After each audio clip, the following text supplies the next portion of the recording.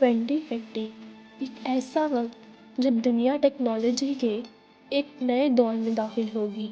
Artificial intelligence, robots اور genetic science انسانی زندگی کا حصہ بن چکی ہوگی۔ لیکن سوال یہ ہے، جب ٹیکنالوجی اتنی بڑھ جائے تو انسان اور ایمان کا تعلق کہاں جاتا ہے؟ کیا اسلام نے ہمیں اس دور کے لیے تیاری کا پیغام دیا تھا؟ آج ہم دیکھیں گے کہ رائزنگ ٹیکنالوجی کا قرآن اور اسلام سے کیا رشتہ ہے، اور کس طرح فرمان الہی ہمیں اس ڈیجیٹل فیوچر کے لیے راستہ دکھاتے ہیں۔ انسانیت نے انڈسٹریل اور ڈیجیٹل ریولوشن دیکھا، لیکن اب ہم ایک ٹیکنالوجیکل ریولوشن میں ہیں۔ 2050 تک دنیا میں روبوٹس ڈاکٹرز سے سرجری کریں گے، AI قانون لکھیں گی اور ہیومنز اپنے دماغ سے مشینز کنٹرول کریں گے۔ لیکن اسلام کے نزدیک علم اور ٹیکنالوجی ہر دور میں ایک امانت ہے، نہ کہ خطرہ۔ قرآن میں اللہ تعالیٰ فرماتا ہے، اور اللہ نے تمہیں وہ سب کچھ سکھایا جو تم نہیں جانتے تھے، یعنی علم، چاہے وہ آرٹیفیشل ہو یا نیچرل، اللہ کی طرف سے دیا گیا ایک ذریعہ ہے، لیکن اس کا یوز انسان اور انسانیت کے لیے ہونا چاہیے۔ حضرت محمد صلی اللہ علیہ وآلہ وسلم کا پہلا حکم تھا اقرا، پڑھو، یعنی علم ہر انسان کا فرض ہے۔ مسلم سائنٹسٹ جیسے الخوارزمی نے الگورتھمز بنائے جنہوں نے آج کے کمپیوٹرز کی بنیاد رکھی۔ الجزائری نے روبوٹس کا کنسیپٹ 12ویں سینچری میں دیا تھا۔ آج وہی سوچ AI کے روپ میں زندہ ہے۔ یہ سب کچھ بتاتا ہے کہ اسلام نے ٹیکنالوجی سے کبھی ڈرایا نہیں، بلکہ ہمیشہ اسے انسانی خدمت کے لیے استعمال کرنے کا پیغام دیا۔ لیکن آج کی ٹیکنالوجی صرف سہولت نہیں لا رہی، وہ انسانی زندگی کا امتحان بھی لے رہی ہے۔ AI انسان کی جگہ لے رہا ہے، پرائیویسی ختم ہو رہی ہے، اور وارز اب ڈیجیٹل سسٹم سے لڑے جا رہے ہیں۔ اسلام ہمیں وارن کرتا ہے کہ جب انسان خود کو خدا سمجھنے لگے تب فساد پیدا ہوتا ہے، اور جب وہ زمین پر فساد کرتا ہے تو کہتا ہے کہ میں تو اصلاح کر رہا ہوں۔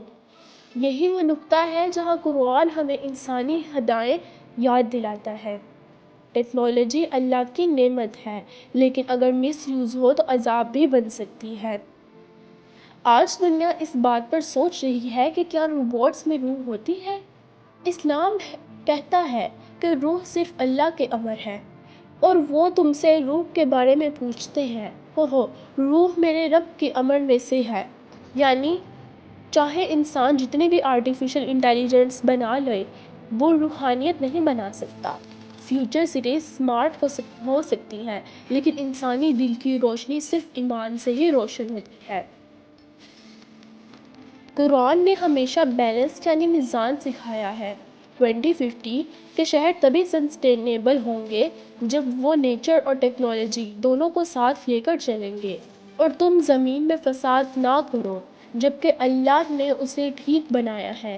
فیوچر سٹیز کے لیے سب سے بڑا چیلنج یہی ہے، انرجی، کلائمیٹ اور انسانیت کا بیلنس۔ اسلام کا نظام کہتا ہے، ٹیکنالوجی تبھی برکت بن سکتی ہے جب اس کا نتیجہ رحمت بنے، نہ کہ فساد۔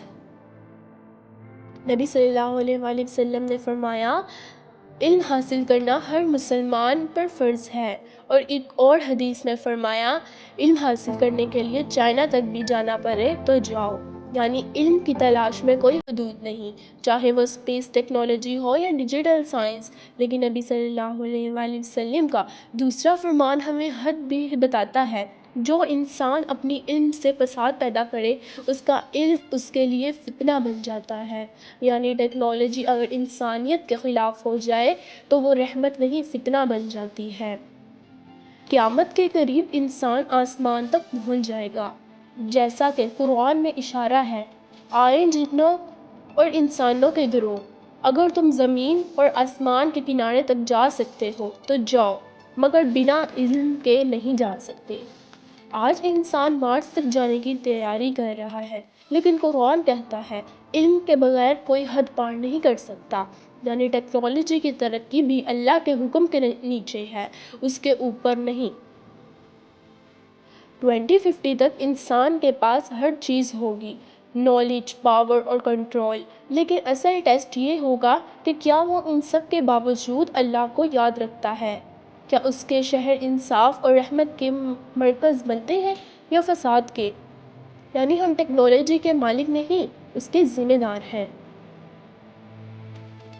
2050 اور اس کے بعد کا دور ایک امتحان ہے، نہ صرف علم کا بلکہ روحانیت کا بھی۔ اگر ہم ٹیکنالوجی کو اللہ کے فرمانوں کے مطابق استعمال کریں تو یہ دنیا جنت کا جھلک بن سکتی ہے، لیکن اگر ہم خود کو رب سمجھنے لگیں تو یہی ٹیکنالوجی عذاب بن جائے گی، اور جب انسان کے ہاتھ ان کے اعمال کا پھل دیکھیں گے تو وہ سمجھ جائیں گے کہ سب اللہ کے حکم سے تھا۔